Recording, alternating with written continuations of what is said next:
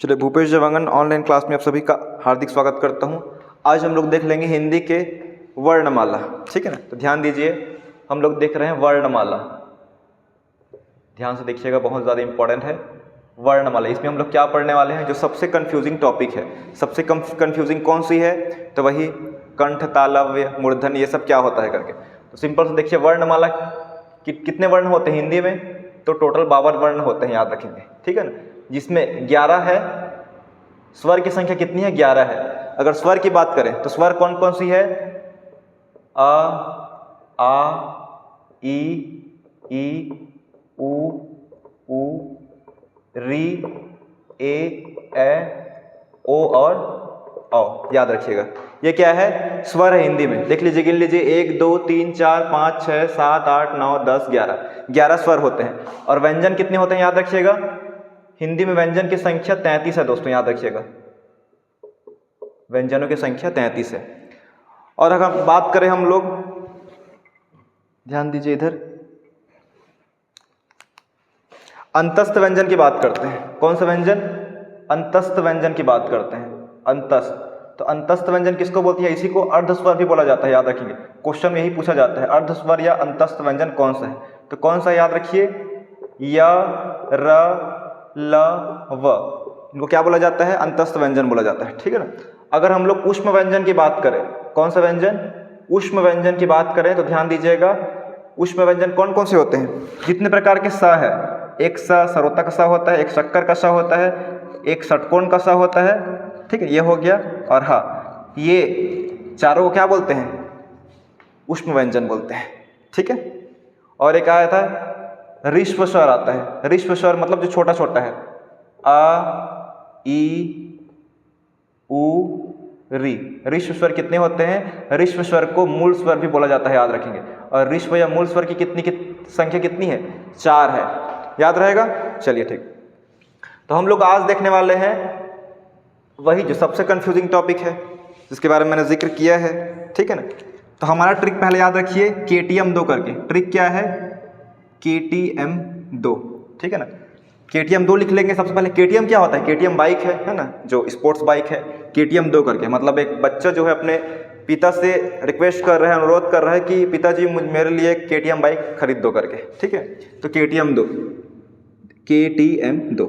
उसके बाद लिखना है K और T को मिला लेना है एक साथ, तो कंठ तालव्य हो जाएगा। उसके बाद K के साथ किसको मिलाना है, O को मिलाना है, तो कंठोष्ठ हो जाएगा। उसके बाद D को O से मिलाना है, तो क्या हो जाएगा, दंतोष्ठ। अगर यही याद रहेगा, उसके बाद आपका सब बन जाएगा। देखिए ट्रिक क्या है, KTM 2 है, KTM DO, उसके बाद KT को मिलाना है, फिर K के साथ O को, फिर D के साथ O को। चलिए देखते हैं क्या है इसमें। देखिए K से क्या है, ध्यान से देखिए, K से क्या है, कंठ बोलते हैं इसको। क्या बोलते हैं, कंठ बोलते हैं। T से याद रखिए, तालव्य होता है। क्या होता है, तालव्य। और M से क्या होता है, मूर्धन्य। ठीक है, मूर्धन्य हो गया। D से क्या है, दंत है। ठीक है, और O से ओष्ठ है। ठीक है, ओष्ठ हो गया। और देखते हैं KT से, KT से क्या है, कंठ तालव्य है, याद रखिएगा। क्या है, कंठ तालव्य। उसके बाद KO से क्या है, कंठोष्ठ्य है, याद रखिएगा। और लास्ट हमारा क्या है, दंत, DO है ना। DO का फुल फॉर्म क्या है, तो DO का फुल फॉर्म है दोस्तों, याद रखिएगा, दंत्योष्ठ है। क्या है, दंत्योष्ठ है। क्लियर रहेगा, एक बार देख लीजिए आप लोग। ट्रिक याद रहना चाहिए, उसके बाद सब बन जाएगा। KTM 2, KTM एक बाइक होता है, एक बच्चा डिमांड कर रहा है KTM 2 करके। उसके बाद KT को लेना है, फिर K के साथ O को लेना है, फिर DO को लेना है। ठीक है, K से कंठ, T से तालव्य, M से मूर्धन्य, D से दंत, O से ओष्ठ, KT से कंठ तालव्य, KO से कंठोष्ठ और DO से दंत्योष्ठ। क्लियर है। चलिए देखते हैं इसमें कौन कौन से शामिल है, उसको देख लीजिए एक बार। ठीक है ना। कंठ में याद रखिए, लाइन से लिखना है आपको, क वर्ग, च वर्ग, ट वर्ग, त वर्ग और प वर्ग। यही होता है ना। क्या पढ़ते हैं हम लोग, क च ट त प। क वर्ग में कौन कौन सा होता है, आप लोग को इतना याद रखना होगा, क ख ग घ अंग। च में कौन कौन सा होता है, च छ ज झ इया करके।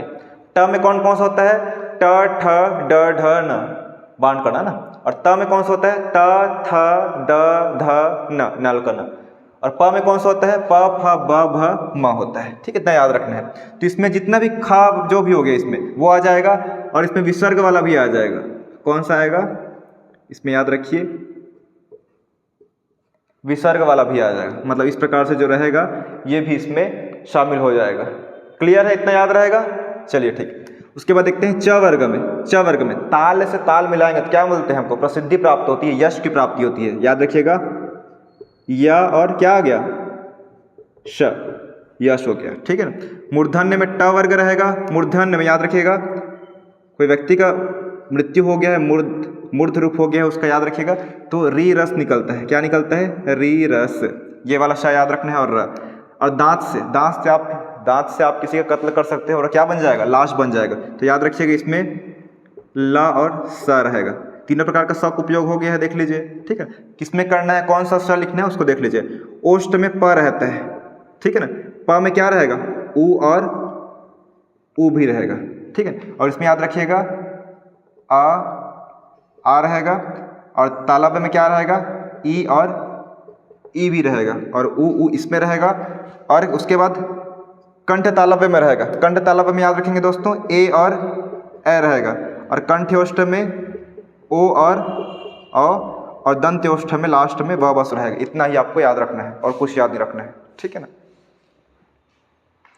यही तो आएगा एग्जाम में। क्वेश्चन इस एग्जाम में यही आता है कि यह जो है, यह किस प्रकार के वर्णमाला, मतलब इसमें जो सीरीज होता है इसका उच्चारण में किस में आएगा, कंठ से उच्चारण होगा, ताल से उच्चारण होगा, कि मूर्धन्य से होगा, कि दंत से होगा। तो आपको याद रखना है।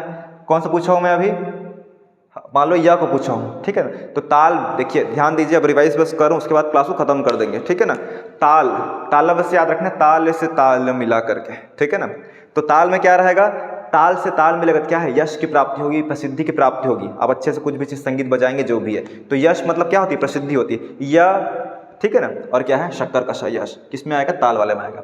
और मूर्धन्य, ठीक है ना, मूर्ध रूप हो गया है उसका। ठीक है, मर गया है तो उसके शरीर से क्या निकलने लगती है, सब कीड़ा मकोड़ा लग जाता है, रस निकल रखती है। ठीक है ना।